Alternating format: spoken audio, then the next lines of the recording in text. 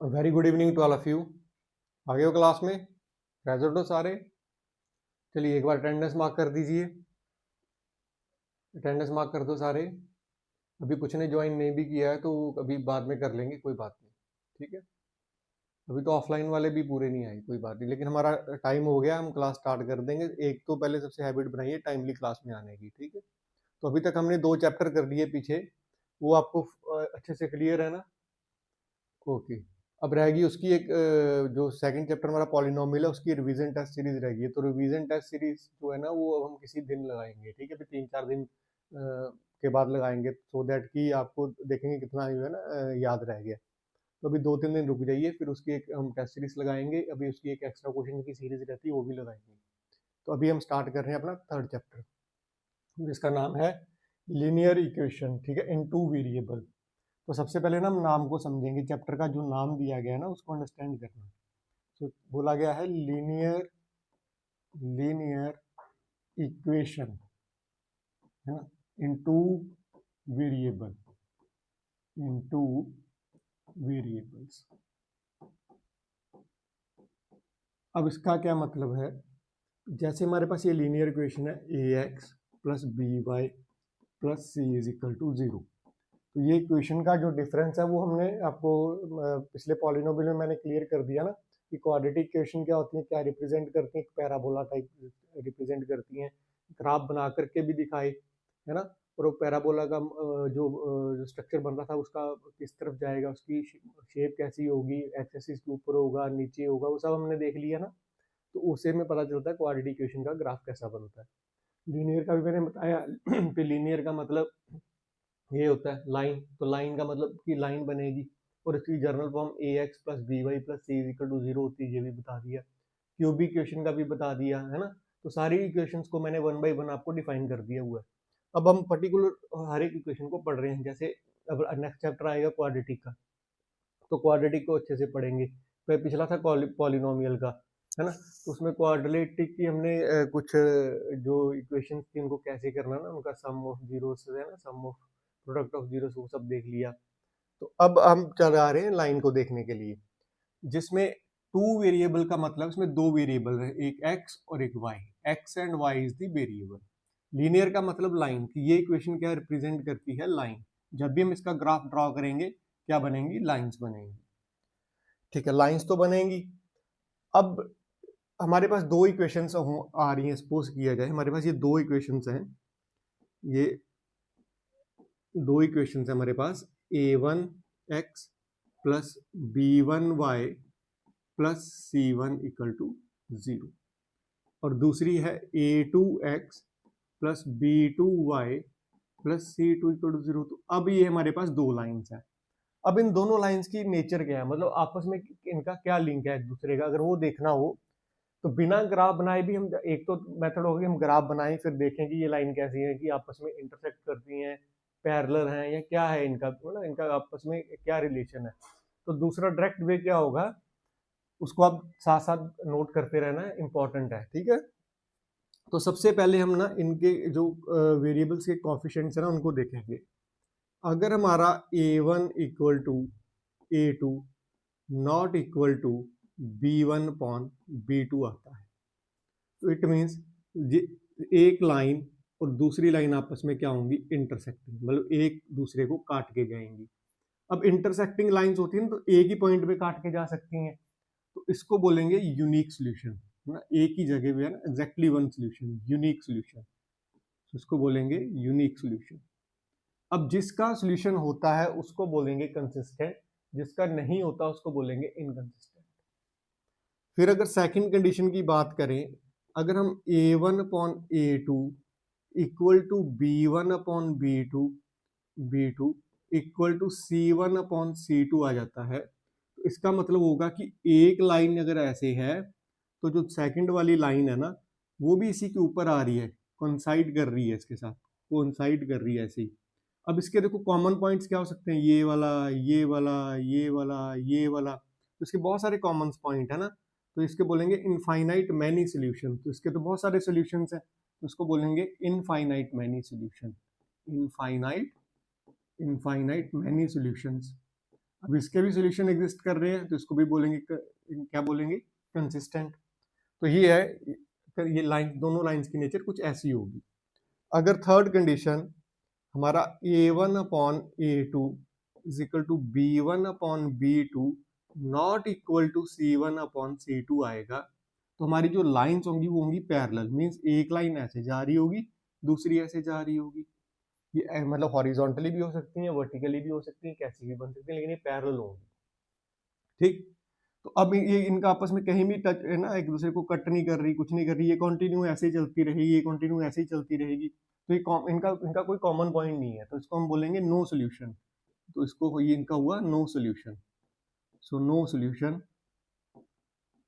इसका हुआ no solution. तो अब ये इनका कोई सोल्यूशन नहीं है तो इसको बोलेंगे इनकंसिस्टेंट। जिसका कोई सोल्यूशन नहीं उसको बोलेंगे इनकंसिस्टेंट। तो सो ये वाली चीज आपको अब याद रखनी है अच्छे से अपनी नोटबुक में, जहां भी आप मैथ्स का ये नोट्स बना रहे हो चैप्टर वाइज, वहां पे इसको नोट करना है आपको, ठीक है। It's very important, very important, इसके बिना चैप्टर आगे चलेगा नहीं। ठीक, अब एग्जाम्पल के तौर पे मैंने यहाँ पे 3 एग्जाम्पल्स लिखी हैं जिससे आपको ये अंडरस्टैंड हो जाए। तो यहाँ पे देखिए x का कॉफिशिएंट है 1, यहाँ x का कॉफिशिएंट है 3, फिर इज इक्वल टू पुट करना होता है ना, तो यहाँ पे पुट करेंगे तो -2/4 है ना। इसको जब हम कैंसिल करते हैं ना तो यहाँ लास्ट वाला तो वैसे ही 0/20 है तो 0 बन जाएगा, है ना, 0/20। जब इसको आप देखोगे तो ये बन रहा है 1/3 इज इक्वल टू -1/4। तो कौन सी कंडीशन बनती है, फर्स्ट वाली कंडीशन बनती है ना। So a1 upon a2 is not equal to b1 upon b2। अगर ये वाली कंडीशन बनती है इट मीन्स कि ये दोनों लाइंस आपस में क्या है, इंटरसेक्टिंग लाइंस है, इंटरसेक्टिंग लाइंस है। अगर इंटरसेक्टिंग लाइंस है तो ये कॉमन पॉइंट में मीट करेंगी, ये कॉमन पॉइंट में मीट करेंगी तो अगर इसका सोल्यूशन पूछा जाएगा तो क्या होगा, यूनिक सोल्यूशन, है ना। यूनिक सोल्यूशन मीन्स इसका यही एक कॉमन पॉइंट आएगा जब हम निकालेंगे एक्स एक्स और वाई एक्सिस के ऊपर, तो इसका यूनिक सोल्यूशन होगा। अब सेकंड वाले को देखा जाए, इसको समझ लीजिए अच्छे से, समझोगे तो क्वेश्चंस करने आएंगे, ठीक है। नेक्स्ट, अब इसको देखो, इसमें आप अगर लिखोगे तो ये क्या आएगा, 2/4 is equal to 3/6 is equal to -9/-18। अब देखो ये क्या बन गया, 1/2, ये क्या बन गया 1/2, 1/2, all are equals. If all are equal then the lines are coincident lines, इनको बोलेंगे कोइंसिडेंट लाइंस। यहाँ लिखने की तो जरूरत नहीं है ना, ये समझ रहे हो, intersecting line, coincident lines, parallel lines. So coincident lines होगी तो इनके सॉल्यूशंस क्या होंगे, मतलब ये कुछ ऐसी लाइन है, ये वाली लाइन ऐसी है कि एक ऐसे जा रही है तो दूसरी भी इसके ऊपर ही जा रही है, दूसरी भी इसके ऊपर जा रही है, कोइंसिडेंट लाइंस है। तो इनके सॉल्यूशंस की बात करेंगे तो इनफाइनाइट सॉल्यूशंस होंगे इनकी, है ना, इनफाइनाइट, ये कंटिन्यू चलती रहेंगी ऐसे, जितने मर्जी पॉइंट फिल कर करके चेक करते रहना। नेक्स्ट कंडीशन में देखेंगे, अगर इसका हम देखेंगे तो ये क्या आएगा, 1/2 is equal to 1/2 is equal to -4/12। अब इसको हम कैंसिल करके देखेंगे ना तो ये 1/3 बन जाएगा, तो देख लो एक बार। So 1/2 is equal to 1/2 is equal to 1/3। अब ये वाली कंडीशन बन गई ना, a1 upon a2 is equal to b1 upon b2 but not equal to c1 upon c2। तो ये कंडीशन बन गई, दैट मीन्स ये जो लाइंस हैं ये आपस में क्या है, पैरेलल। अगर ये पैरेलल है तो इनका कोई कॉमन पॉइंट नहीं है, तो इनका क्या सोल्यूशन हो गया, नो सोल्यूशन। तो इनका सोल्यूशन हो गया नो सोल्यूशन। तो पहले आप इतनी बात को अंडरस्टैंड कर लीजिए, फिर हम अपनी एक्सरसाइजेस और ग्राफ की तरफ बढ़ेंगे, ठीक है। तो इतना पहले नोट कर लीजिए, समझ में आ गया, एक बार सब अगर समझ में आ गया तो आप लिख के बताइए कि yes we understand and all of you are. Copy में बेटा नोट करिए प्रॉपर, ठीक है। एक एक चीज को कॉपी के अंदर बनाना, आपको नोट्स बनाना है, क्योंकि अभी आपको लग रहा है कि हमें समझ में आ गया है, लेकिन जब दोबारा रिवीजन करना है फिर कहाँ से करोगे, ठीक है। तो मिक्सिंग नहीं कर देने की, आज काम कहीं कर लिया कल कहीं और कर लिया।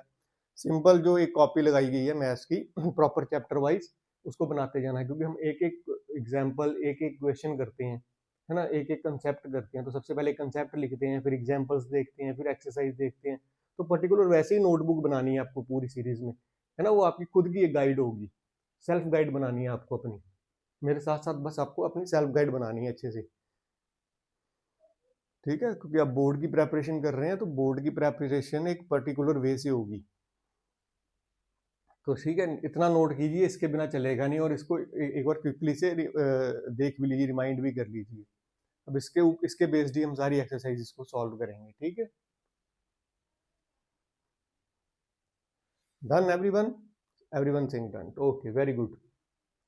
चलिए अब हम क्या करते हैं, इसको यहीं छोड़ देते हैं और हम अपनी एनसीईआरटी की तरफ बढ़ेंगे। ठीक है, सो अब एनसीईआरटी पे चलते हैं। इसको मैं पूरा कर देता हूँ क्लीन, है ना, क्लीन कर दूं। चलो अब हम अपनी एनसीईआरटी की बुक ओपन करेंगे सो दैट कि हम अब अपने क्वेश्चंस को देखेंगे। सो उससे पहले, क्योंकि आज हमारा काम सारा ना ग्राफ का है, तो हम पहले सबसे पहले अपनी बैकग्राउंड में ग्राफ ले आते हैं। सो ग्राफ होगा तो हम इजीली क्वेश्चंस को देख कर पाएंगे। ठीक है, फिर उसके बाद हम अपनी एनसीईआरटी भी इसमें ले आते हैं, क्वेश्चन तो हमें वहीं से करने हैं ना, तो हम अपनी एनसीईआरटी भी ले आते हैं। सो हमारी एनसीईआरटी आ जाए,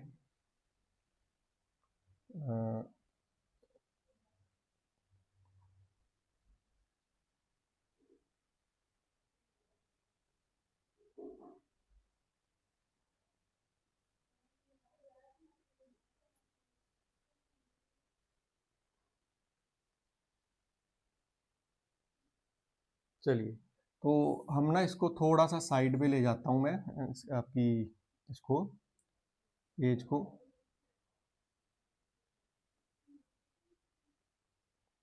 सॉरी, इस पेज की तो हमें ज़रूरत नहीं है, जिस पेज को हमें चाहिए हम पहले उसी पेज पे पहुंच जाते हैं। तो हमारा नेक्स्ट पेज क्या है, अभी इस पे रहने देते हैं, नेक्स्ट यहाँ देखते हैं। तो चलिए नेक्स्ट पेज पे, इस वाले पेज पे आ जाइए। ये जो आपका पेज नंबर है आपकी बुक के अंदर, यहाँ आ जाइए। ठीक है, तो 26 नंबर पेज है, यहाँ 26 नंबर पेज पे आ जाइए। यहाँ पे एग्जाम्पल नंबर 1 है, तो आप एग्जाम्पल नंबर 1 पे आ जाइए अभी। ठीक है, तो यहाँ अगर दिख रही है तो बहुत अच्छी बात है, नहीं तो अपनी साथ में आप अपनी बुक ओपन कर लीजिए। तो यहाँ पे अब आपको एक एग्जाम्पल दीजिए, तो मैं पहले आपको एक क्वेश्चन करके दिखाऊंगा, उसके बाद आप खुद करेंगे। तो फर्स्ट है check graphically whether pair of question is, तो आपको ग्राफिकली बताना है। तो हमारे पास एक इक्वेशन दे रखी है, चलिए पेन चेंज कर लेता हूँ ताकि आपको अच्छे से दिखाई दे। हमारे को इक्वेशन दे रखी है x plus 3y is equal to 6, then 2x minus 3y is equal to 12। अगर हम डायरेक्टली भी देखना चाहें तो हम अपना सोल्यूशन लगा के, मेथड लगा के देख सकते हैं ना। अगर डायरेक्टली देखना होगा तो कैसे पता चलेगा, इट्स 1/2 ना is equal to 3 upon minus 3 and it's 6/12। तो ये क्या बन गया 1/2, और ये क्या बन जाएगा हमारा -1, है ना, -1 अपॉन 1 कर लेना, तो ये क्या बन गया 1/2। तो ये कौन सी कंडीशन आ रही है, A1 upon A2 is not equal to B1 upon B2, है ना। अगर इस कंडीशन में होती है तो ये क्या होती है, लाइंस आर इंटरसेक्टिंग, है ना, ये दो लाइंस क्या है आपस में इंटरसेक्टिंग है। ये तो हमने अपने मेथड से निकाल लिया। अब हम ग्राफिकली भी देखेंगे। सो ग्राफिकली देखेंगे कि ये चीज आती है कि नहीं आती है। ठीक, तो ग्राफिकली अब हम देखने के लिए क्या करेंगे, हम इसका ग्राफ ड्रॉ करेंगे। तो अब ग्राफिकली देखेंगे कि ये लाइंस जो है हमारी इंटरसेक्टिंग आती हैं कि नहीं आती हैं। तो सबसे पहले जैसे ये देखो हमारे पास फर्स्ट क्वेश्चन दे रखी है ना, तो इसको हम लिखेंगे x ना, हमारे पास क्वेश्चन है x plus 3y is equal to 6। तो हम इसको लिख सकते हैं x is equal to 6 minus 3y। ठीक है, तो इसका हम यहाँ पे एक बॉक्स बना लेंगे, एक की वैल्यू पुट करते जाएंगे और दूसरी निकालते जाएंगे। मैं यहाँ पे 2 निकाल रहा हूँ, आपको एटलीस्ट 3 करनी है, तो यहाँ पे x लिख लीजिए, यहाँ y लिख लीजिए। अब देखिए यहाँ पर अगर मैं y की वैल्यू पुट करता जाऊंगा तो मेरी x की आती जाएगी। अगर मैं y की वैल्यू को 0 पुट कर दूं तो x की वैल्यू मेरी कितनी आ रही है, 6। ठीक, अगर मैं यहाँ पे y की वैल्यू को 1 पुट कर दूं, सो y 1 पुट कर दूं तो x की वैल्यू कितनी आ जाएगी, 6 माइनस 3, तो कितनी आ जाएगी 3। फाइन। इसी तरह से मेरे पास नेक्स्ट क्वेश्चन है 2x minus 3y is equal to 12। इसको मैं कैसे लिखूंगा, 2x 12 प्लस 3y है ना। So x is equal to 12 plus 3y by 2। इसका भी बॉक्स ऐसे साइड पे बना लेना। तो आपके पास एक जो ग्राफ बुक है उसकी साइड पे एक पेपर है ना, तो उस पेपर पे आप बनाएंगे सारे ये करेंगे कैलकुलेशंस, और जो ग्राफ है वहां पे ग्राफ प्लॉट करेंगे। सो एक्स वाई यहाँ आ जाएगा। अब आपको किसकी वैल्यू पुट करनी है, y की। तो मैं सबसे पहले y की वैल्यू को 0 पुट करता हूँ। 0 पुट कर दूंगा तो ये 0 बन जाएगा ना, 3 इंटू 0 0 बन जाएगा, तो 12/2 6। तो x की वैल्यू आ जाएगी 6। फिर उसी तरह से चलिए आगे, मैं यहाँ पे y की वैल्यू को पुट कर देता हूँ 2। तो क्या बन जाएगा, 3 2 जा 6, 6 प्लस 12 बन जाएगा 18। 18 को 2 से डिवाइड करेंगे तो 9। x की वैल्यू 9 आती है जब मैं y की वैल्यू को 2 पुट कर देता हूँ, है ना। 3 2 जा 6 बन रहा है, तो y की वैल्यू मैंने 2 पुट की तो उसकी वैल्यू 9 आई। अब आपको क्या करना है, इसका ग्राफ प्लॉट करना है, ठीक है। जब आप ग्राफ प्लॉट करेंगे तो आप देखेंगे कि ये लाइनें इंटरसेक्ट आ रही हैं, इंटरसेक्टिंग लाइंस आ रही हैं। चलिए, तो ग्राफ प्लॉट करने के लिए आपको क्या करना है कि आप अपनी ग्राफ बुक उठा लीजिए, उसका ये जो सेंटर वाला ना, मेरी थोड़ी लाइन जो हो सकता है थोड़ी इधर उधर हो जाए, क्योंकि पेन जो है ना स्क्रीन के ऊपर थोड़ा स्मूथली चल नहीं पाता। तो आप स्केल के साथ करोगे तो आपकी प्रॉपर स्केलिंग के साथ प्रॉपर लाइन आनी चाहिए। सेंटर वाली लाइन को आप वाई एक्सिस बना लो, ठीक है। और यहाँ से ये जो लाइन जा रही है इसको प्रॉपर, पेन मेरा थोड़ा इधर उधर हो जाता है, आपका नहीं होना चाहिए, क्योंकि ये ग्रीन है ना तो यहाँ पे स्लिप कर जाता है, ये स्लिप कर जाता है थोड़ा सा। तो ये गिरा गया, ये आपकी एक्स एक्सिस हो जाएगी, ये आपकी वाई एक्सिस हो जाएगी। अब प्लॉटिंग करनी है ना, तो यहाँ पे ओरिजिन इसका हो गया कोऑर्डिनेट 0, इस तरफ सारे पॉजिटिव, इस तरफ सारे नेगेटिव, ठीक है, नंबर लाइन जैसे रिप्रेजेंट करते हो, अपवर्ड पॉजिटिव, डाउनवर्ड नेगेटिव। अब सबसे पहले ना आपको देखना है कि आपकी हाईएस्ट वैल्यू कितनी है, कि जहां तक आपका ग्राफ है वहां तक वो वैल्यूज हो सकती हैं, उसके अकॉर्डिंगली आपको जो ना प्लॉटिंग करनी है। तो मेरी हाईएस्ट 9 है, तो मैं चलिए क्या करता हूँ कि अगर मैं 9 ले लूँ, शायद आ भी जाए, 1 2 3 4 5 6 नहीं आएंगी, तो मैं चलो इसको करता हूँ, मैं सेंटर वाले जो है ना, ये बीच में दो, इन दो, एक डार्क लाइन और एक बीच में लाइट लाइन है, तो मैं इसको 1 ले रहा हूँ, 1, फिर इसको ले रहा हूँ 2, फिर इसको मैं ले रहा हूँ 3, ताकि मेरा ये ग्राफ पूरा प्लॉट हो जाए। इसको ले रहा हूँ 4, इसको ले रहा हूँ 5, इसको ले रहा हूँ 6, फिर इसको ले रहा हूँ 7, इसका ले रहा हूँ 8, ठीक है, इसको लूंगा 9। ठीक, अब इसमें आपको प्लॉट करना है कि आपने 1 यूनिट की वैल्यू क्या कंसीडर की है। सो 1 यूनिट, सो 1 यूनिट क्या करना है, देखो ये ना टोटल जो है ना, ये एक लाइन से लेके यहाँ दूसरे तक जो है ना, ये इसमें कितनी होती है, टोटल 10 होती है। तो टोटल कितनी होती है, 10 होती है। आपने यहाँ से यहाँ तक प्लॉटिंग की है, यहाँ से यहाँ तक प्लॉटिंग की है, तो 0 से 1 तक प्लॉटिंग की है, बीच में आपकी कितनी लाइंस आ रही हैं, 5 लाइंस आ रही हैं। तो एक का डिफरेंस कितना होना चाहिए, है ना, मतलब कितना होना चाहिए, आप 0.2 का आना चाहिए ना, तो 0.2, फिर 0.4, 0.6, 0.8, देन 1, है ना। तो आपका टोटल जहाँ से आप स्टार्ट करें और यहाँ पे उसके बीच की टोटल लाइंस देख लीजिए कितनी है, 5। मेरी बात समझे, 5 लाइंस आ रही है ना उसके बीच में। ध्यान से एक बार अपने पेन के साथ उसको मार्क करके देखो कि बीच का जो हमारा ये यूनिट बन रहा है, कितना बन रहा है, देखो। सो 1 यूनिट किसके इक्वल आ रहा है, देखो बीच में 1 आएगा ना, तो इसमें पहले 0 है, तो 0.2, 0.4, 0.6, 0.8, और तब जाकर के हमारा 1 आएगा, है ना। तो हमारा यहाँ पे जो 1 यूनिट है वो किसकी इक्वल है, 0.2 के इक्वल है, 0.2 के इक्वल है। फिर ये 1.2, फिर 1.4, 1.6, 1.8, फिर ये 2 बनेगा, ठीक है। तो डेसिमल में भी कई बार जब आप कैलकुलेशन करोगे तो आ जाएगी, तो उसको किससे रिप्रेजेंट करना वो देखेंगे। तो हमारा 1 यूनिट किसके इक्वल है, 0.2 के इक्वल है। चलिए,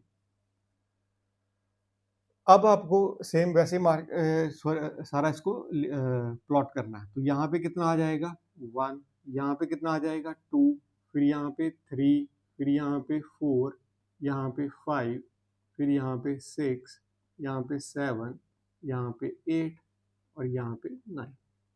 नीचे में -1, -2, -3, -4, -5, ठीक है, -6, -7, फिर -8, ठीक, एज इट इज। दूसरी साइड -1, -2, ठीक है, -3, -4, -5, -6, तो -7 एज इट इज आ जाएगा।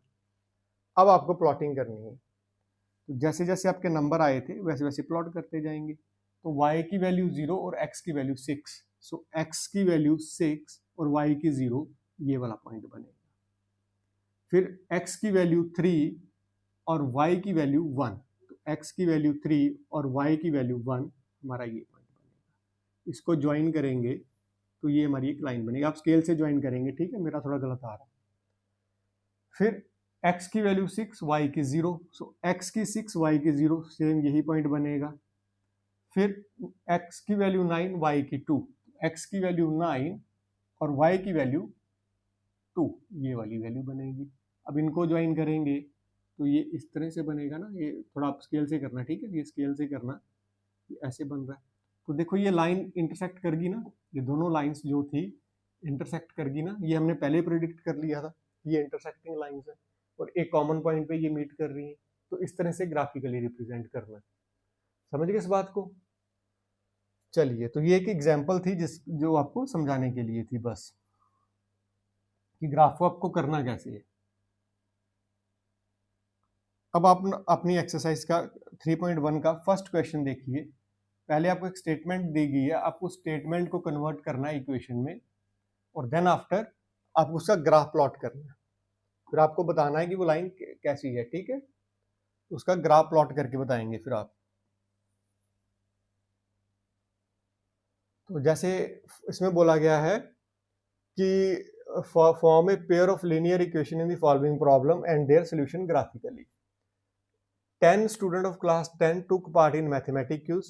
If number of girls is 4 more than the number of boys, तो आपको पहले क्या करना है, let number of boys and let number of girls consider कर लेनी है। So let number of boys, तो आपको boys consider कर लिए, वो कर लेनी है, से x कर लो। So number of girls, फिर आपको consider कर लेनी है number of girls। Number of girls कितनी है आपकी, y। पेन चेंज कर लूँ, कोई बात नहीं, थोड़ा डार्क कर लेता हूँ, आसानी से दिखता रही। अब क्वेश्चन बोल रहा है number of girl is 4 more than the boys, तो नंबर ऑफ गर्ल्स, तो according to question number of girls कितनी है, y। कितनी ज्यादा है, लड़के जितने हैं x उससे 4 ज्यादा है, तो x प्लस 4 बन गई, है ना, y is equal to x plus 4, एक इक्वेशन बन गई। फिर कह रहा है find the number of boys and girl who took part in the quiz, तो आपको नंबर बताने हैं। तो एक दूसरा पर आप देखें टोटल बच्चे कितने हो गए, टोटल कितने हो गए, x प्लस वाई हो गए ना, 10 स्टूडेंट्स है ना टोटल, तो x प्लस वाई की आपको वैल्यू दे रखी है, so x plus y is equal to 10। यहां से आपके पास दो इक्वेशंस बन गई। अब आपको इनको ग्राफिकली रिप्रेजेंट करना है, इन दोनों इक्वेशंस को ग्राफिकली रिप्रेजेंट करना है। तो पहले इसको इक्वेशन नंबर 1 बना लो, फिर इसको भी प्रॉपर फॉर्म में लिख लोगे, तो क्या आ जाएगा, x है ना प्लस, सॉरी इसको y को उधर ले जाओ, तो क्या आ जाएगा, x माइनस वाई। तो इस y को उधर लेके जाओगे तो क्या आ जाएगा, x माइनस वाई, ठीक है। 4 को चाहे उधर रख लो चाहे इधर ले आओ, तो -4। तो फिर पूरी प्रॉपर फॉर्म में इक्वेशन बना लो पूरी। तो फर्स्ट इक्वेशन आपकी, पहले इसी को सॉल्व कर लो, तो ये बन जाएगा हमारा x, y को उधर ले जाएंगे तो x minus y plus 4 is equal to 0, तो इक्वेशन नंबर 1 बन जाएगी। फिर नेक्स्ट हमें गिवन है total, so x plus y किसके इक्वल गिवन है, 10, तो इसको लिखेंगे तो x plus y minus 10 equal to 0, तो इक्वेशन नंबर 2 बनेगी। अब आपको ग्राफिकली बताना है कि ये कैसी है, ठीक है, तो फिर इनको ग्राफिकली बताना आपको ये कैसी है। Pair of linear equation, find their solution graphically, तो ग्राफिकली आपको बताना है, ठीक है। तो सबसे पहले अगर हम इनकी नेचर देखें, तो ये कैसी होगी, अगर हम अपना जो भी हमने डायरेक्ट रिलेशन सीखा अगर उससे देखें तो कैसा होगा, यहाँ पे 1 1 मीन्स 1/1, फिर यहाँ पे देखेंगे -1/1, है ना। फिर नेक्स्ट वन इज 4/-10। यहाँ पे अगर आप देखोगे तो यहाँ 1 आ रहा है और यहाँ पे -1 आ रहा है, तो क्या कंडीशन बन रही है, A1/A2 is not equal to B1/B2। अगर ये कंडीशन होती है तो लाइंस क्या होती हैं, इंटरसेक्टिंग। मतलब अब ग्राफ बनाएंगे तो ये लाइन क्या बनने वाली है, इंटरसेक्टिंग लाइंस बनने वाली है। अब जहाँ पे वो टच करेंगे वहाँ पे आपके पास x की वैल्यू आएगी और y की वैल्यू आएगी। वो x आपके बॉयज हो जाएंगे, y आपकी गर्ल्स हो जाएंगी। तो आपको ग्राफिकली बनाना है, बनाइए ग्राफ, ग्राफ प्लॉट कीजिए सभी लोग।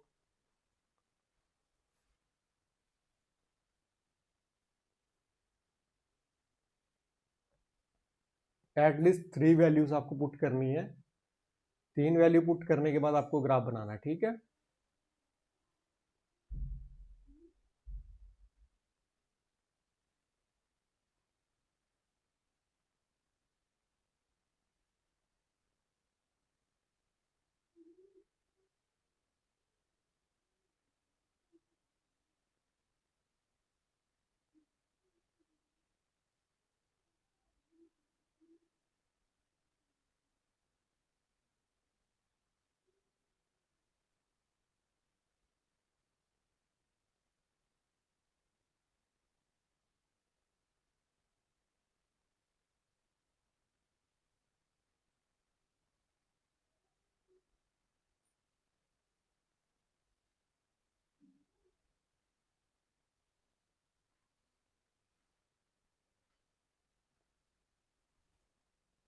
सो ग्राफिकली आपको देखना है ये इंटरसेक्टिंग लाइन कहाँ पे इंटरसेक्ट करती है।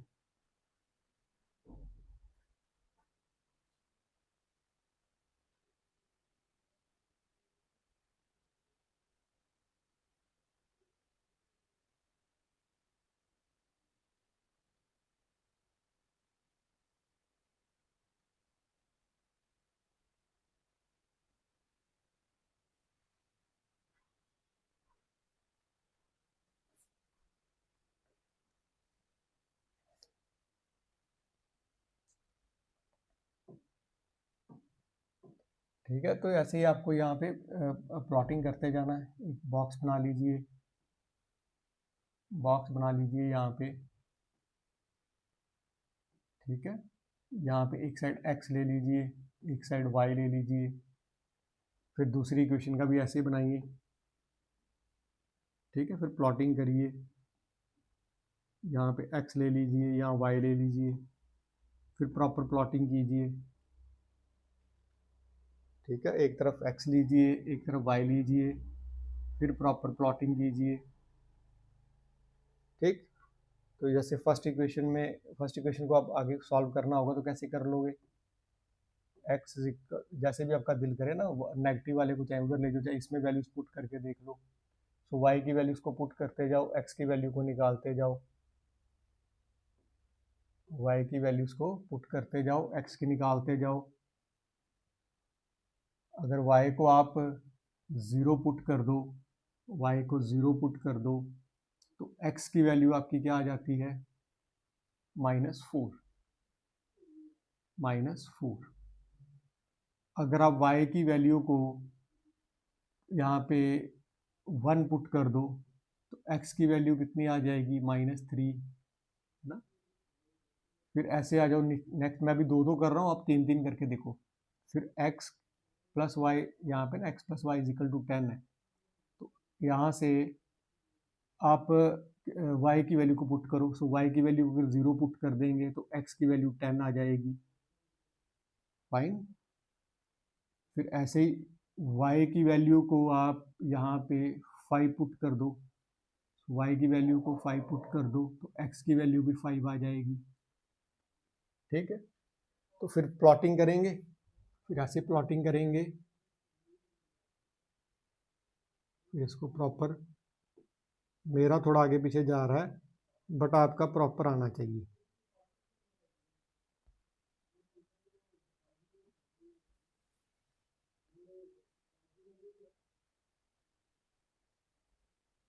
सो ऐसे ये आपकी एक्स एक्सिस आ जाएगी, ये आपकी वाई एक्सिस आ जाएगी। तो ये एक्स एक्सिस आ गई, ये आपकी वाई एक्सिस आ गई।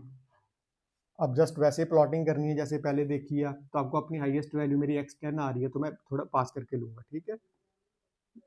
एक्स, यहाँ पे 1, यहाँ पे 2, यहाँ पे 3, यहाँ पे 4, 5, 6, 7, 8, 9, 10,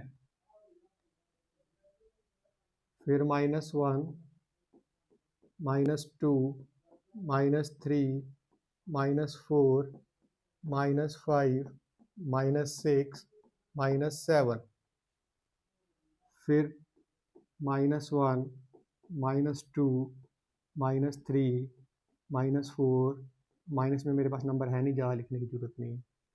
सो यहाँ पे 1, यहाँ पे 2, यहाँ पे 3, यहाँ पे 4, 5, 6, 7, 8, 9, फिर यहाँ पे आप हमारा 1 यूनिट लिखेंगे। सो 1 यूनिट आपका कितना आ रहा है, सो 0.2 के, है ना, तो 0.2 यूनिट्स की इक्वल आ रहा है, तो 0.2 यूनिट्स लिखेंगे। फिर उसके बाद अपनी प्लॉटिंग करेंगे। अब प्लॉटिंग करेंगे, सो x की वैल्यू -4, सो x की वैल्यू -4 और y की वैल्यू 0, तो हमारा पॉइंट बन जाएगा ये वाला। देन आफ्टर x की वैल्यू -3 और y की वैल्यू 1, x की वैल्यू -3 और y की वैल्यू 1, ये वाला, है ना। तो हमारी कुछ लाइन बन जाएगी इस तरह से, ये वाली इसको कट करते जैसे निकलेगी, ठीक है। स्केल के साथ आप प्रॉपर स्केल कर लेना। फिर नेक्स्ट टाइम x की वैल्यू 10 और y की वैल्यू 0, तो ये वाला पॉइंट बन जाएगा। फिर x की वैल्यू 5 और y की वैल्यू भी 5, तो x की वैल्यू 5 और y की वैल्यू भी 5, ये वाला पॉइंट बन जाएगा। अब इसको करोगे तो ये ध्यान से करना, इसको ऐसे करोगे तो ये ऐसे निकलेगा, है ना। अब आपको चेक करना है, यहाँ मेरा थोड़ा ना इसके पेन थोड़ा सा डिफ्रैक्ट कर जाता है, तो अब आपको चेक करना है ये कौन से पॉइंट पे आपकी जो मीट की है, ये जो लाइनें है ना, मेरा थोड़ा ये ग्राफ का ये जो है ना प्लॉटिंग में ये एक्चुअली थोड़ा ना स्लिपरी होती है, तो ये इस पे पेन प्रॉपर चलता नहीं है, स्क्रीन पे हिल जाता है बार बार। तो आपको ये पॉइंट देखना, देखो लाइन इंटरसेक्टिंग आ गई ना, वो हमने पहले प्रिडिक्ट कर लिया था। अब किस पॉइंट पे इंटरसेक्ट कर रही है वो बताना, तो उसका एक्स कोऑर्डिनेट और उसका वाई कोऑर्डिनेट देखना। तो एक्स नंबर आपके बॉयज आ जाएंगे, वाई आपकी गर्ल्स आ जाएंगी। तो बताइए कौन से पे कर रही हैं, ठीक है। तो ध्यान से आपको देख लीजिएगा किस पे कर रही हैं एक बार, ठीक है। अब आपका प्रॉपर स्केलिंग आएगी तो आप प्रॉपर बताएंगे, ठीक है। एंड मृदुल से सर 7-3, ओके 7-3, मृदुल की मैं बात मानता हूँ, 7-3, तो बाकी भी अपना देखेंगे, तो 7-3, ठीक है। तो 7-3 करेगा, नंबर ऑफ बॉयज 7 और ये गर्ल्स जो आपने वाई ली थी 3, 7-3 बोल रहे हो, 3-7, शी सेइंग 3-7, सॉरी, चलो 3-7 चेक कर लेना, सबका आ रहा है, एक्स पे 3 और वाई पे 7 आ रहा है सबका। नंबर ऑफ बॉयज जो है वो 3 और नंबर ऑफ गर्ल्स जो है 7, तो ये आ रहा है,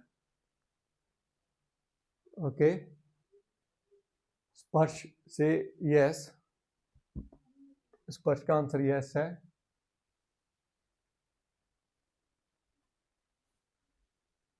Mayank is also yes, okay good. तो मीन्स हमारा जो ये है, आप कंसेप्ट समझ आ गया आपको, है ना। तो ये कंसेप्ट आपको समझ में आ गया, ठीक है। चलें फिर आगे, बाकी सबका ओके डन है ना, बाकी डन, सबका हो गया। तो कहीं गलती लग रही है तो रब करके इसको दोबारा देखना, या इक्वेशंस में कहीं गलती, वैल्यू फाइंड आउट करने में आपसे गलती हो सकती है, या कहाँ गलती वो इस बार उसको आप देखेंगे एक बार। और मैं यहाँ पे अभी 2 वैल्यूज पुट कर रहा हूँ, लेकिन आप 3 वैल्यूज पुट करेंगे, 3 वैल्यू पुट करके फिर ही ग्राफ बनाएंगे, है। बहुत सारे को मैं देख रहा हूँ यहाँ पे भी डबल, मतलब 2 ही वैल्यू पुट करके और प्लॉटिंग करते जा रहे हैं, तो इस तरह से नहीं करना है, प्रॉपर आपको प्लॉटिंग करनी है इसकी, फाइन। तो अब चलें थोड़ा आगे बढ़ें, चलिए इसको अब नेक्स्ट देखते हैं। अब आपकी नेक्स्ट स्लाइड देखते हैं, नेक्स्ट पेज देखते हैं आपका एक्सरसाइज का। तो नेक्स्ट में उसने ये चीज़ बोली है कि 5 pencils and 7 pen together cost 50। ठीक है, तो आपको प्रॉपर वैसे इक्वेशन बनानी है, प्रॉपर इक्वेशन बना करके,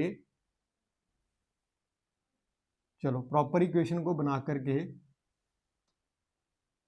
चलिए तो यहाँ पे आपके सामने एक्सरसाइज आ गई है आपके यहाँ पे। तो आपको बनानी है proper equation, 5 pencils 7 pen together 50 rupees 50, 7 pencil and 5 pen together 46, find the cost of 1 pencil and that of 1 pen। ठीक है, तो कोई एक स्टूडेंट जो है मुझे 1 by 1 इसकी ना वैल्यूज निकालता जाएगा और बताता जाएगा, मैं यहाँ पे सबके लिए लिखता जाऊंगा। ठीक है, तो सब कॉमन वैल्यूज लेंगे, सब कॉमन वैल्यूज लेंगे और उसके साथ सॉल्व आउट करेंगे इसको। तो पहले सबसे पहले इक्वेशन बनाइए। तो आप मान लीजिए यहाँ पे आप लिखेंगे सबसे पहले कि हमारी जो एक पेंसिल की कॉस्ट है ना, लेट जो पेंसिल है उसकी आप एक कॉस्ट कंसीडर कर लेंगे। जो पेंसिल है वो रुपीज एक्स की है, तो ये प्रॉपर लैंग्वेज में आप लिख लेना। ठीक है, एक्स की है। फिर जो पेन है आपका, उसकी जो कॉस्ट है वो रुपीज, यहाँ पे आप लिख लेंगे वाई है। फिर 5 पेंसिल्स एंड 7 पेन्स, तो क्या बन जाएंगी? 5 पेंसिल्स 5x है ना, और 7 पेन्स 7y। तो टोटल मिलाकर के कॉस्ट क्या आ गई? 50। ये प्रॉपर पहले आप लिख लेना, let 1 pencil cost is this, let 1 pen cost is this. Next 7 pencils means 7x plus 5 pens means 5y, cost together is 46। अब ये दो इक्वेशंस बनेंगी। अब मैं यहाँ पे, आप लोग मुझे वैल्यूज पुट करके बताते जाएंगे। तो यहाँ पे फर्स्ट इक्वेशन की क्या क्या वैल्यूज पुट कर रहे हैं और क्या क्या आ रही हैं वो आपने बताते रहना है। जो जो आपकी आवाज़ें आती रहेंगी वो हम यहाँ पुट करते जाएंगे। ठीक है, फिर उसको आपने ग्राफ प्लॉट करना है। तो मैं दोनों इक्वेशंस को कर रहा हूँ। तो पहले आप फर्स्ट इक्वेशन का स्टार्ट कीजिए और मुझे रिप्लाई दीजिए यहाँ पे x और y। तो फर्स्ट इक्वेशन के लिए इसको मैं नंबर डाल देता हूँ फर्स्ट, और इसको मैं नंबर डाल देता हूँ 2। तो आप रिप्लाई करते जाएंगे और मुझे साथ साथ बताते जाएंगे। ठीक, चलिए स्टार्ट हो जाइए। अब देखते हैं कौन कितना क्विक करता है।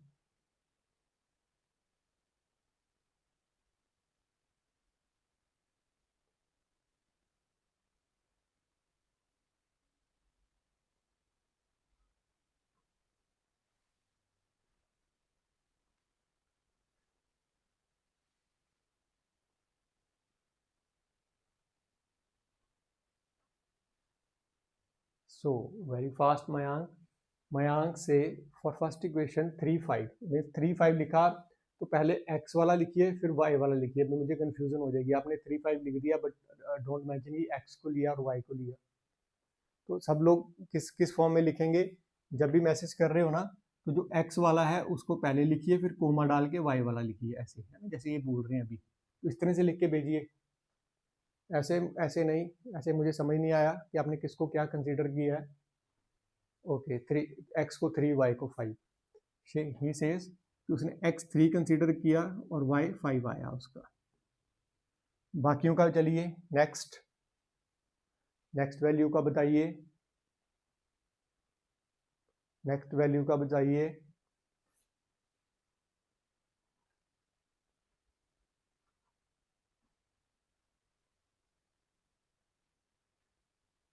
स्पर्श 10 0। Okay good. जो बता रहे हो देखना गलत मत बता देना, फिर ग्राफ पूरा गलत हो जाएगा सबका। 10 0, मैं 10 0 पुट कर रहा हूँ। बाकियों को जो दिल करे वो अपने अपने ले सकते हैं, कोई ये नहीं कि आपको यही पर्टिकुलर वैल्यूज उठानी है। जो आप में से फर्स्ट रिप्लाई देगा कि हमने ये वाली वैल्यू कंसीडर की और ये आई है, मैं उसी की उठा करके लिखता जा रहा हूँ। ठीक है, जैसे जैसे रिप्लाई आते जाएंगे मैं वैसे वैसे लिखता जाऊंगा।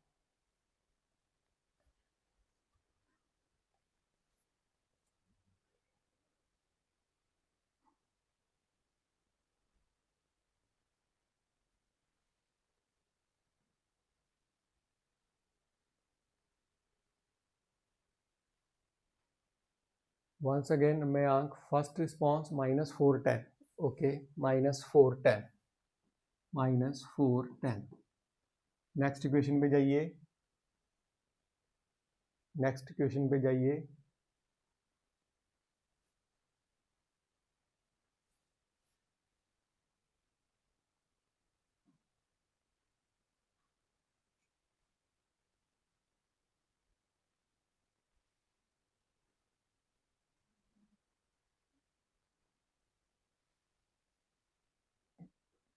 Ayesha 3-5, okay 3-5। Next, very good, बहुत अच्छा कर रहे हो, करते रहिए।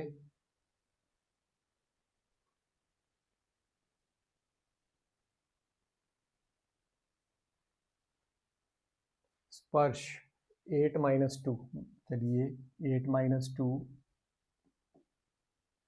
रिप्लाई देते रहिए। आपका नोटबुक में बोलिए क्या है। Very good very good. आपने पहले वाले में क्या किया, -2 12, ओके आ रहा है ना। सो यहाँ पे -2 और 12 आ रहा है पीयूष का, -2 और 12, ठीक है। तो जिससे भी आपने अपनी वैल्यू कैलकुलेट की है, मेरे बोर्ड पे कुछ वैल्यूज हैं। अब आप अपनी जैसे जैसे आपने वैल्यू बनाई है वैसे उसका ग्राफ बनाइए, ग्राफ बनाइए, फिर वो देखिए क्या एक्स और वाई का क्या आता है आपका। तो सबसे पहले आप अपने मेथड से देख सकते हैं लाइन कौन सी है। जैसे यहाँ से देखेंगे 5/7 है ना, तो यहाँ पे 7/5। तो ये पहले आपको देख लेना एक बार कि आपकी लाइंस कैसी हैं, है ना। तो एक बार आ रहा है 5/7, एक बार आ रहा है 7/5। So A1/A2 is not equal to B1/B2, means the lines are intersecting lines. अगर वो इंटरसेक्टिंग लाइंस हैं तो उनका वन सोल्यूशन होगा, यूनिक सोल्यूशन होगा। तो जहाँ पे जिस पॉइंट पे मीट करेंगी उस पॉइंट का जो कोऑर्डिनेट्स आएंगे वो आपकी एक एक्स को रिप्रेजेंट करेगा, एक वाई को। तो आपके नंबर ऑफ पेंसिल्स और नंबर ऑफ पेन्स वहाँ से आपके आ जाएंगे। नंबर ऑफ पेंसिल्स कितनी है और नंबर ऑफ पेन्स कितने हैं वहाँ से हमें पता चल जाएगा।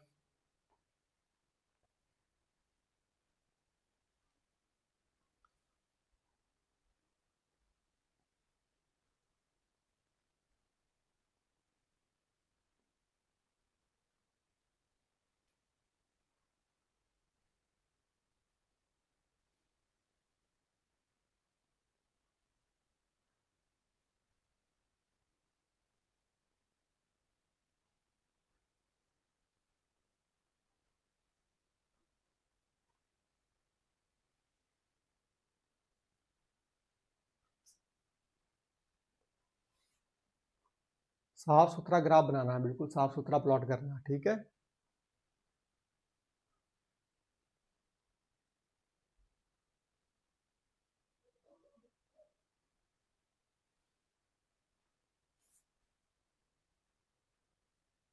ओके, आयशा सेट सर 3-5, हाँ वो 3-5 आएगा बिकॉज यहाँ देखो ना कॉमन है, 3-5 दोनों में कॉमन है तो वही कॉमन पॉइंट है। तो 3-5 सबका आ रहा है। सो नंबर ऑफ जो आपके पेंसिल्स हैं वो 3 और नंबर ऑफ पेन्स हैं जो 5। तो ग्राफिकली आपने उसको देख लिया, सभी का हो रहा है ग्राफिकली। मैसेज के साथ रिप्लाई में अपना मैसेज रिप्लाई कीजिए, मैसेज रिप्लाई कीजिए, सभी का इतना आ रहा है।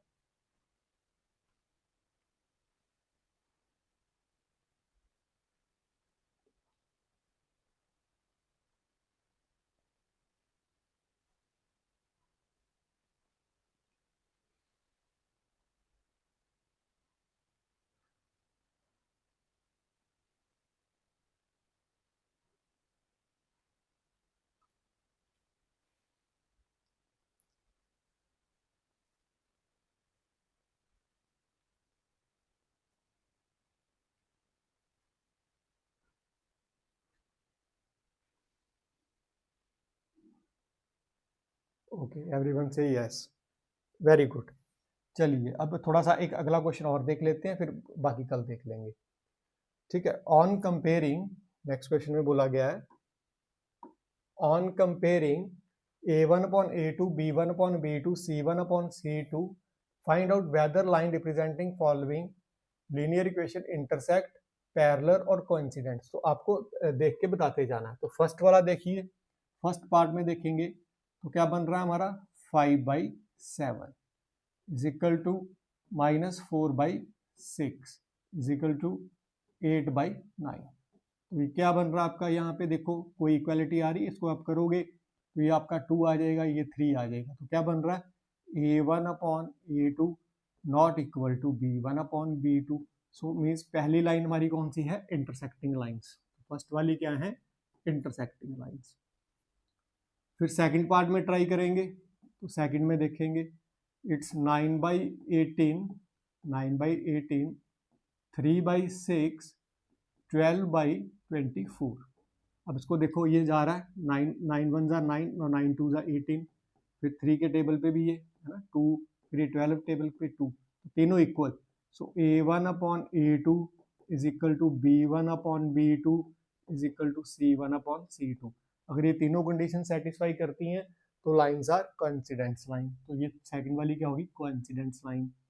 नेक्स्ट थर्ड वाला में देखेंगे तो क्या आएगा, 6/2, आप अपनी कॉपी में करते रहो साथ साथ, ठीक है, -3/-1 एंड नेक्स्ट वन इज 10/9।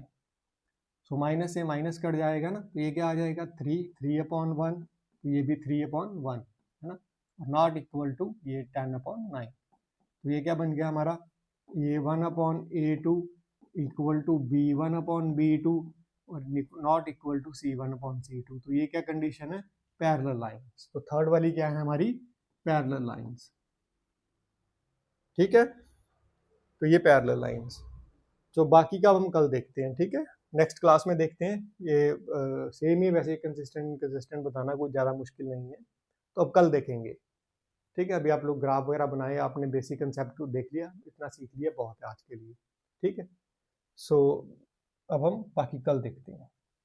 थोड़ी देर के लिए आप अपना पानी पी लीजिए, जो खाना पीना वो खा लीजिए, फिर हम चलते हैं साइंस पे।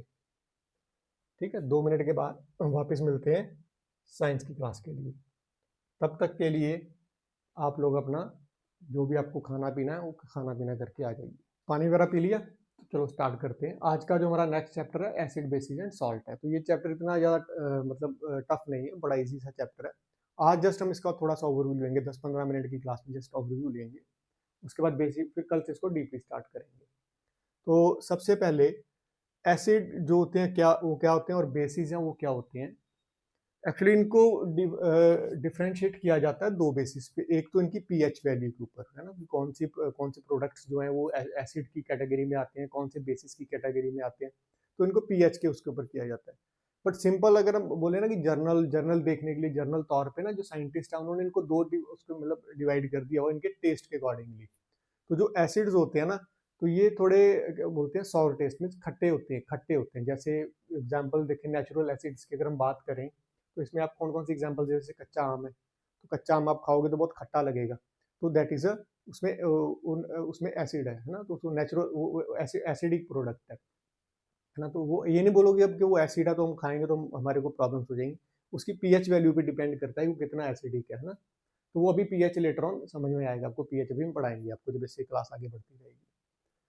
सो कुछ जैसे इमली है ना, वो भी खट्टी खट्टी होती है, तो उस वो भी एसिडिक की उसमें आएगी, कैटेगरी में आएगी, है ना। तो और जो बेसिस होते हैं ना वो कड़वे होते हैं, कड़वे, उनका टेस्ट थोड़ा कड़वा होता है ना, तो कड़वापन होता है उनमें। फॉर एग्जांपल आप जो कड़वी चीजें घर पे खाते हैं जैसे करेले हो गए, और इनकी एक जो है ना उनको पहचानने की, बेस को पहचानने की एक निशानी, और ये थोड़ी वो झाग देते हैं, सोपी टाइप होते हैं थोड़े झाग। देखो करेला होता है ना, झाग सी देता है और कड़वा होता है, तो वो बेस की कैटेगरी में आएगा। तो ये सब इस तरह के जो एग्जांपल्स हैं वो बताए गए हैं। जैसे आपका साबुन डेली जिससे आप हाथ धोते हो, वो भी बेस है।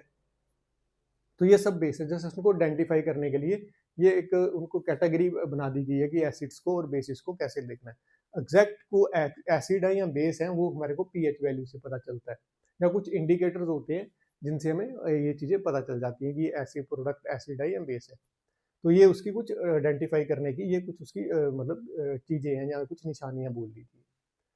तो अब न्यूट्रलाइज क्या चीज़ है कि एसिड और बेस जो होते हैं ना आपस में मिलकर के न्यूट्रलाइज हो जाते हैं। मतलब एक बहुत गर्म जोश वाला, एक बड़ा ठंडे वाला, है ना, तो दोनों मिलते हैं तो आराम से शांत होकर बैठ जाते हैं ना। तो ये वो सीन है।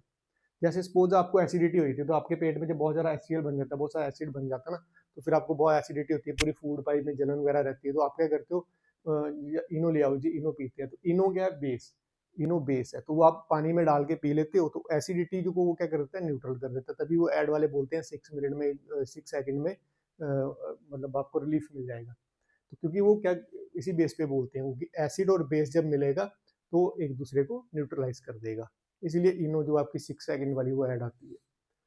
अब क्या है कि हर चीज को हम टेस्ट करके तो नहीं देख सकते कि वो एसिड है या बेस है, तो उसके लिए मैंने अभी बताया कि सेकंड क्या होते हैं, इंडिकेटर्स। तो अब उसमें कुछ चीजें जो ना उनको हमें बताती हैं, कुछ नेचुरल इंडिकेटर्स होते हैं, कुछ सिंथेटिक होते हैं।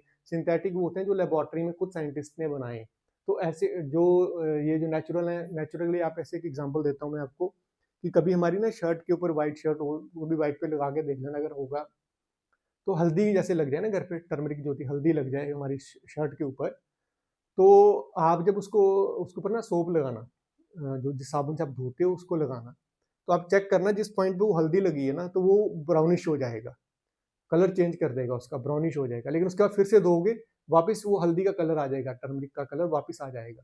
तो इससे क्या रिप्रेजेंट हुआ कि वो जो सोप था, जैसे हमने उसके ऊपर सोप लगाया तो उसका कलर चेंज हुआ। इट मीन सोप क्या है, बेस। सोप ने जो ब्राउनिश कलर शो किया तो वो बेस। तो हल्दी क्या हुई, एक इंडिकेटर। हल्दी ने हमें ये बता दिया, टर्मरिक ने हमें ये बता दिया कि ये प्रोडक्ट बेस है ना। तो ये था इंडिकेटर। अब हमने उसको मतलब हमें बिल्कुल अनजान है, हमें नहीं नॉलेज की उसके, हम टेस्ट के बेसिस पे उसको डिवाइड कर सकते हैं, या उसके पीएच वैल्यू पे हम उसको डिसाइड कर सकते हैं। लेकिन एक सिंपली ये एक इंडिकेटर है ना, तो इंडिकेटर ये बता रहा है कि वो बेस है। ऐसे ही आपकी रेड कैबेज है ना, जो घरों में यूज होती है, वो भी एक इंडिकेटर का काम करती है ना। लिटमस, ये भी आपका नेचुरल इंडिकेटर्स है। बाकी सिंथेटिक इंडिकेटर जो साइंटिस्ट ने बनाए हैं वो है पिनोफेथलाइन एंड मिथाइल ऑरेंज। तो ये लैब में टेस्ट किया जाता है इनसे। तो ये लेबोरेटरी के इंडिकेटर्स हैं, उसमें लैब के अंदर देखा जाता है कि ये कितना एसिडिक है, कितना आपका बेसिक है। जो आप लेबोरेटरी वगैरह में जब जाते हो, यहाँ पे यूरिन के टेस्ट होते हैं, ब्लड के टेस्ट होते हैं ना, बहुत सारे टेस्ट होते हैं, तो वहाँ पर ये चीज़ें होती हैं उनके पास। तो वो जस्ट कुछ नहीं करते, इनको एड ऑन करके बस देखते हैं कि देखते हैं कि इसका बिहेवियर कैसा है, एसिडिक है, बेसिक है, फिर वो पीएच के अकॉर्डिंगली डिसाइड करके रिपोर्ट में लिख के भेज देते हैं। तो ये वो सब चीज़ें हैं जो हमारी लेबोरेटरी के अंदर यूज हो रही हैं टू आइडेंटिफाई कि विच थिंग इज एसिडिक और विच थिंग इज बेसिक। तो ठीक है, ये आपके सामने एक स्लाइड है, एक छोटा सा जो आप अभी तक हमने बताया जो ओवरव्यू है, एक बार इसको नोट कर लीजिए। एक साइड एसिड लिख लीजिए, एक साइड बेस लिख लीजिए, दो दो तीन तीन पॉइंट उसका मतलब लिख लीजिए, पॉइंट्स लिख लीजिए, विद एग्जांपल्स लिख लीजिए। ठीक है, सो गेट योर 5 मिनट्स, तो उसको आप अपना नोट कर लीजिए। व्हाट इज इंडिकेटर्स, एक साइड बना लीजिए आप, जहाँ बिल्कुल ऐसे नोट करना तो ऐसे कर लीजिए। नोट्स प्रॉपर बनाने हैं, हैंड रिटन नोट्स बनाने हैं। ये नहीं कहना कि हमारे को पीपीटी फाइल मिल जाएगी जब चैप्टर कंप्लीट होगा, वो नहीं। जितना नोट आप अपने हाथों से बनाओगे उतना ही सीखोगे। हाथ से लिखा हुआ कभी भूलेगा नहीं, हाथ से लिखने की हैबिट बनाओ। किसी और के नोट्स पे ये जो डिपेंड रहने वाली चीज है ना कि हमें पीडीएफ मिल जाए हम वहां से पढ़ लेंगे, हमें ये मिल जाए हम वहां से देख, वो आपका टेम्परेरी है। थोड़ी देर के लिए पढ़ोगे, भूल जाओगे। लेकिन जो अभी आप अपने माइंड से बना करके लिखोगे ना, वो अभी आपको कभी भी आपको भूलेगा नहीं है ना। टिल एंड एग्जाम भी अगर आपको क्वेश्चन घुमा के भी डाल देगा, तो आपके हाथ से लिखा होगा तो आपको पता है, नहीं नहीं मैंने कुछ ऐसा लिखा था, कुछ आपका रिमाइंड, माइंड आपको रिमाइंड करेगा उस चीज को। तो जो भी आपने सुना है ना, तो कोशिश ये करनी है कि इसको कॉपी पेस्ट करने की बजाय जो मैंने भी आपको बताया, जो सुना है, उसको एक साइड एसिड लिखिए, एक साइड बेस लिखिए, एक साइड इंडिलेटर लिखिए, उनकी डेफिनेशन लिखिए हल्की हल्की, फिर उनके नीचे लिखिए कि इनको कैसे आइडेंटिफाई किया जाता है। कुछ पीएच का भी थोड़ा सा वहां पे जिक्र कर लीजिएगा, फिर कुछ एग्जाम्पल्स लिखिए, है ना। तो इतनी बात को पहले क्लियर करें। ठीक है, तो अपना एक फ्लो चार्ट भी बना सकते हो कि इंडिकेटर्स कैसे होते हैं, नेचुरल होते हैं, सिंथेटिक होते हैं। उनके नीचे जाकर के इस तरह पहले इंडिकेटर लिखो, फिर यहाँ पे 2 एरो बनाओ, फिर नेचुरल लिखो, फिर यहाँ पे सिंथेटिक लिखो, फिर उनका एग्जाम्पल्स लिखो। तो टर्मरिक की एग्जाम्पल मैंने भी आपको शर्ट वाली दी, वो शर्ट की एग्जाम्पल को रिप्रेजेंट करो। देखो ये एक मेथड है, जब आपको क्वेश्चन पेपर में आता है ना, तो एग्जामिनर को समझाने का मेथड है। इस तरह से अगर आज ही आप नोट बनाओगे, आज ही इस तरह से नोट करोगे, तो कभी आप पेपर में गलती नहीं करोगे। इस तरह से आपका पेपर एक्सप्रेसिव बनेगा। जब आप लिख के आओगे ना, तो आपके आंसर एक्सप्रेसिव बनेंगे, तो जिसने मार्क्स नहीं भी देने ना, वो भी देगा। तो इस तरह से हैबिट डालो। ठीक है, तो इसको पहले एक बार अपना पूरा नोट कर लीजिए, फिर हम आगे बढ़ते हैं।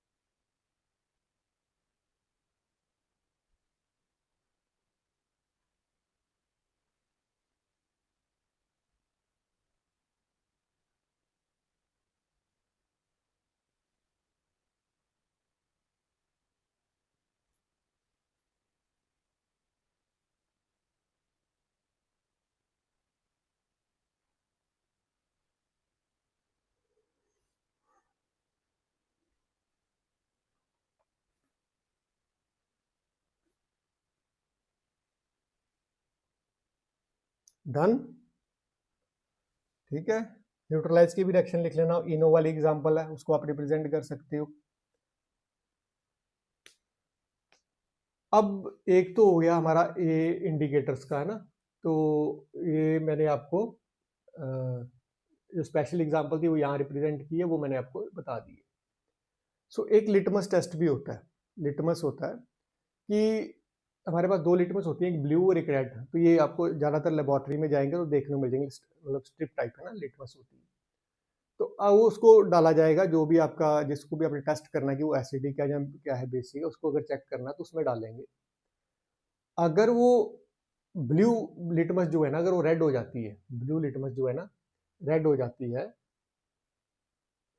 तो वो क्या होगा, आपका एसिड होगा, प्रोडक्ट आपका क्या होगा, एसिड। तो ये ध्यान से इस चीज़ को याद रखना कि ब्लू लिटमस जब भी रेड हो जाती है तो जो हमारा जिसको हम टेस्ट कर रहे हैं प्रोडक्ट है वो एसिडिक है, उसकी नेचर क्या है, एसिडिक है। और बेसिक के केस में इसका उल्टा है, बेस में क्या करेंगे, रेड लिटमस डालेंगे और वो ब्लू बन जाएगी। अगर रेड लिटमस ब्लू बन जाती है तो वो बेस है। इस बात को हाईलाइट करके बॉक्स के अंदर स्टार डाल के लिखना। पेपर में ट्रू फॉल्स में पूछा जा सकता है, पेपर में फिलअप्स में पूछा जा सकता है, पेपर में केस स्टडी में पूछा जा सकता है। तो अगर भूल गए तो पूरा का पूरा गलत हो जाएगा। ठीक, क्वेश्चन कैसे भी बन सकता है। जब अब हम आपकी टेस्ट सीरीज लगाएंगे ना तो तब देखना, इसमें टेस्ट सीरीज में इस तरह के कुछ क्वेश्चन घुमा के डालेंगे, तब आपको समझ आएगी कि क्वेश्चन इसको स्टार क्यों बोला गया। तो ये याद रखना, अक्सर बच्चे यहाँ गलती कर जाते हैं, भूल जाते हैं।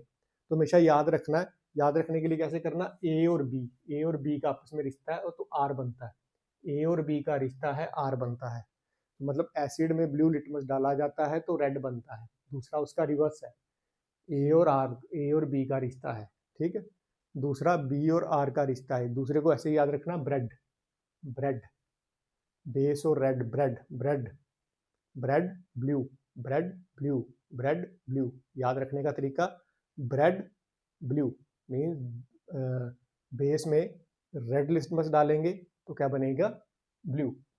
एसिड में जब ब्लू डालेंगे तो बनेगा red, A B red, A B red. याद इस तरह से रखेंगे, A B red, bread blue.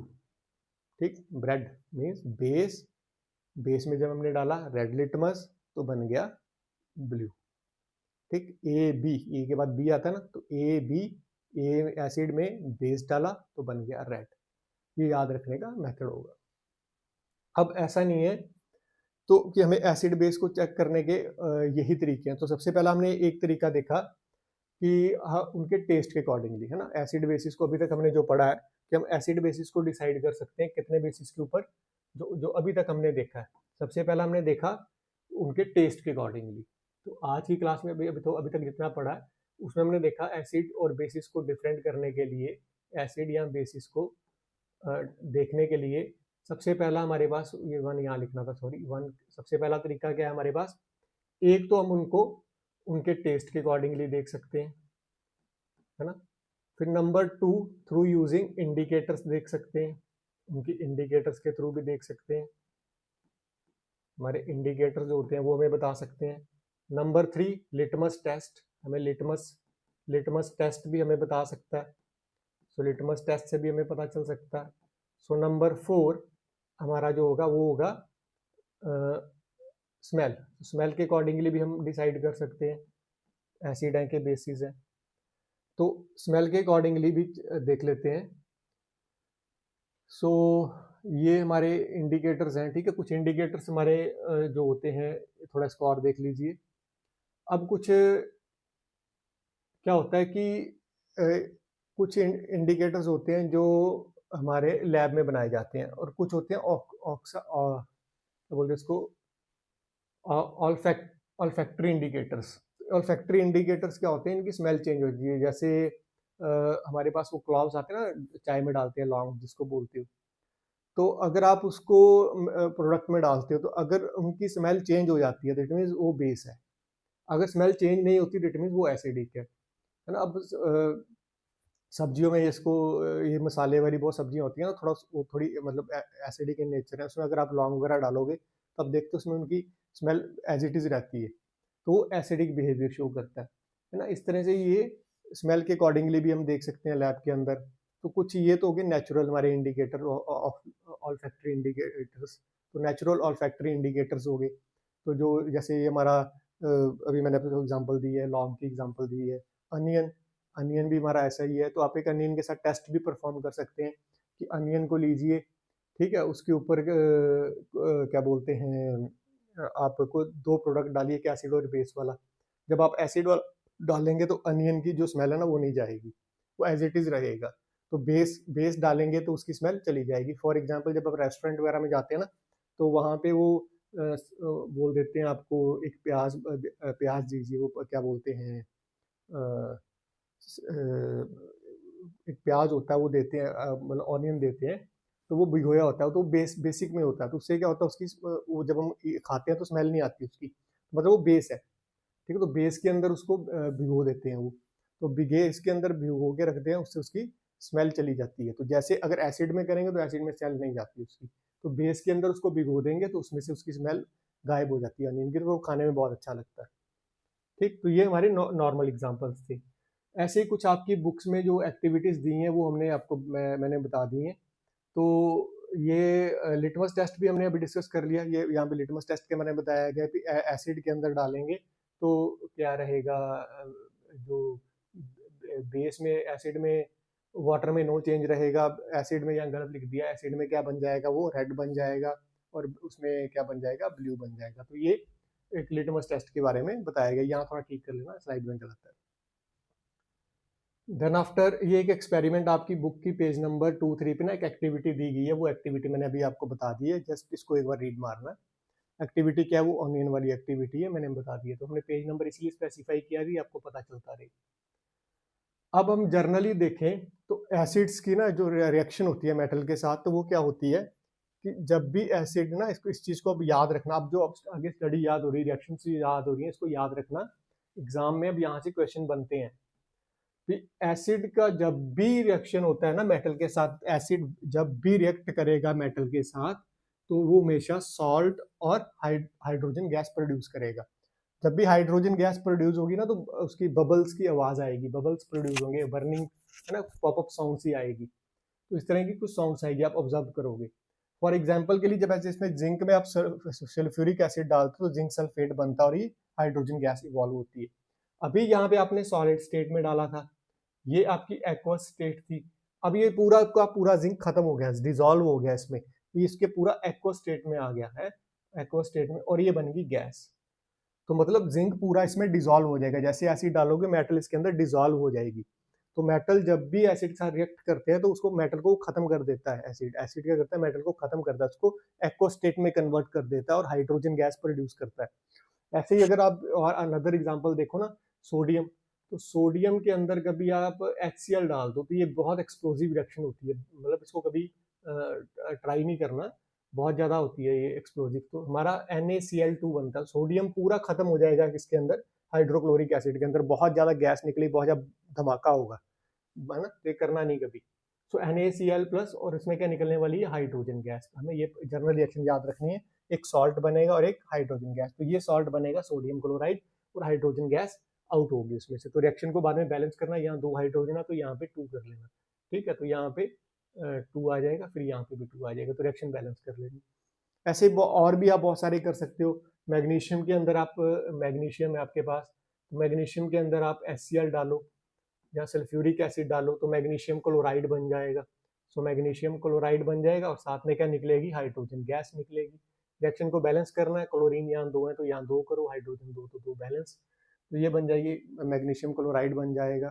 ऐसे आप कैल्शियम के अंदर डालो सल्फ्यूरिक कैल्शियम, सल्फ्यूरिक एसिड डाल दो, कैल्शियम सल्फेट बन जाएगी, है ना। कुछ भी आप एग्जांपल्स दे सकते हो। कैल्शियम के अंदर आपने H2SO4 डाल दिया, H2SO4 डाला तो क्या बन जाएगा, कैल्शियम सल्फेट बन जाएगा, ठीक है। कैल्शियम सल्फेट बन जाएगा SO42। तो कैल्शियम सल्फेट प्लस आपका हाइड्रोजन गैस इवॉल्व होगी। तो जो भी रिएक्शन है बाद में बैलेंस करते रहना। तो कुछ इस तरह की आप एग्जांपल्स वगैरह जितनी चाहो आप दे सकते हो, नाइट्रिक एसिड डाल के बता सकते हो। तो जस्ट ये आपको एग्जांपल्स के अंदर, एग्जाम के अंदर एग्जांपल्स देते रहना। जब भी इसको बारे में पूछा गया 3-4 एग्जांपल देंगे, और हो सकता है एग्जांपल दी और उसमें से आपको पूछा जाए कि ये किस टाइप की रिएक्शन है, तो ये याद रखना है। ठीक है, अब आगे हम धीरे धीरे, थोड़ी थ्योरी कम्प्लेक्स है तो अब हम आगे धीरे धीरे बढ़ेंगे, आज जस्ट इतना ही ओवरव्यू लेंगे। तो अभी तक की क्लास में हमने क्या पढ़ा, एसिड और बेसिक को हमें कैसे आइडेंटिफाई कर सकते हैं। सबसे पहले हमने देखा उनके टेस्ट के अकॉर्डिंगली, है ना, उनका टेस्ट कैसा है ना, वो उसके अकॉर्डिंगली सॉर और बिटर, सबसे पहला हमने उसके टेस्ट के अकॉर्डिंगली देखा। सो टेस्ट के अकॉर्डिंगली देखा। नंबर 2, फिर उसके बाद हमने उनके इंडिकेटर के बेसिस पे देखा, है ना। तो दो हमारे तरह से इंडिकेटर्स होते हैं, हमारे नेचुरल और ये नेचुरल और सिंथेटिक इंडिकेटर्स के उसके बाद पे बेसिस पे कर सकते हैं।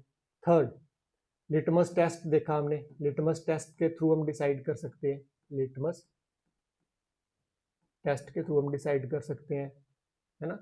नंबर 4, अभी हमने उसके स्मेल के अकॉर्डिंगली भी हम उनको डिसाइड कर सकते हैं, एसिड है कि बेसिस है ना, स्मेल, है ना, इंडिकेटर। तो अभी हमने ये देखा है कि एसिड और बेसिस को डिफरेंस पहचानने के लिए हम टेस्ट के अकॉर्डिंगली देख सकते हैं उनको, इंडिकेटर के यूज़ करके देख सकते हैं, नेचुरल इंडिकेटर कौन से हैं, सिंथेटिक इंडिकेटर कौन से, वो हमने देख लिए।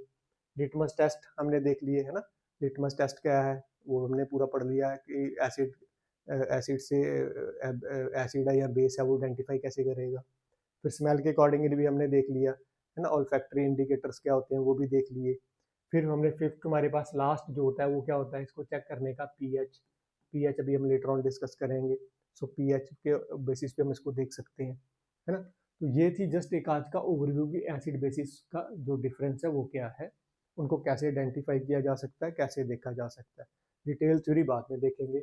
और एक जर्नल हमने देख लिया कि एसिड की जब भी मेटल के साथ रिएक्शन होती है तो साल्ट बनता है और हाइड्रोजन गैस इवॉल्व होती है, और हाइड्रोजन गैस जब इवॉल्व होती है तो पॉपअप साउंड निकलती है ना, बबल्स बनती है, पॉपअप साउंड बनती है। तो ये होती है, और मेटल जो होती है जो भी एसिड के अंदर पूरी तरह से डिजॉल्व होकर उसको एक्वा स्टेट में कन्वर्ट कर देती है, मतलब उसको लिक्विड फॉर्म में कन्वर्ट कर देती है। तो ये हमारी कुछ का आज का ओवरव्यू था। ठीक है, तो बाकी का जो रिमेनिंग है डिटेल में ना कल से पढ़ेंगे, तो आज की क्लास अब इतनी बहुत है। ठीक है, इसको प्रॉपरली आप अभी तक जो पढ़ा है इसको एक बार नोट बना लीजिए आप। ठीक है, तो प्रॉपर इसको आप नोट बना लीजिए, कॉपी में नोट्स आपको प्रॉपर बनाते रहना है, नोट्स आपको प्रॉपर मेंटेन करते रहना है ना। साइंस की सेपरेट कॉपी रखनी है, पूरी थ्योरी साथ साथ मेरे पूरे नोट्स बनाने हैं, एनसीईआरटी के क्वेश्चन जो है वो एज इट इज सॉल्व करने हैं, एक्स्ट्रा क्वेश्चन जितने करवाए जाएंगे वो सारे एक्स्ट्रा सॉल्व करने हैं, सब कुछ आपको मतलब चलते जाना है। और एक चीज़, जैसे आप लोग क्लासेस लगा रहे हैं, ऐसे अगर आपके फ्रेंड सर्कल में या आपके रिलेटिव्स में, या आपके जो और कोई जो भी आपका इंटरेस्टेड है, तो आप उनको भी बता सकते हैं। अगर आपको अच्छा लग रहा है, आपको अच्छी लर्निंग लग रही है, आपको सीख रहे हो, तो आप उनको बता सकते हो कि वेरिटास शिक्षा ऐप डाउनलोड करके, वेरिटास शिक्षा गूगल प्ले स्टोर पे अवेलेबल है, गूगल प्ले स्टोर पे अवेलेबल है। तो वेरिटास शिक्षा ऐप डाउनलोड करके आप वेरिटास एकेडमी की क्लासेस को ज्वाइन कर सकते हैं। तो जो भी है आपको लग रहा है, जैसा भी आप पढ़ रहे हो, जैसा आपको फीलिंग्स आ रही हैं, आप उनके साथ एक्सप्रेस कर सकते हैं। ठीक है, रिव्यूज़ अपने एक्सप्रेस कर सकते हैं, आपको जैसा भी लग रहा है। ठीक है, तो कि सर कैसे पढ़ाते हैं, कैसे नहीं पढ़ा रहे हैं, वो आपको आप डिस्कस कर सकते हो। इफ उनमें से अगर कोई बोलता है कि मुझे डेमो देखनी है, तो बोलना कि सर ने कुछ वीडियोज होती है ना यूट्यूब पे डाली होती हैं, तो आप जा करके वहाँ यूट्यूब पे सर्च कर लीजिए वेरिटस एकेडमी पठानकोट लिख के, तो आपको वहाँ पे चैनल मिलेगा, चैनल पे जाइए, वहाँ पे प्लेलिस्ट बनी पड़ी है, प्लेलिस्ट पे जा करके आप देख लीजिए, वे ऑफ टीचिंग देख लीजिए। तो ये चीज़ें आप अपने फ्रेंड के साथ डिस्कस कीजिए। ठीक है, ठीक है, तो मिलते हैं हम आपको अपनी नेक्स्ट क्लास में।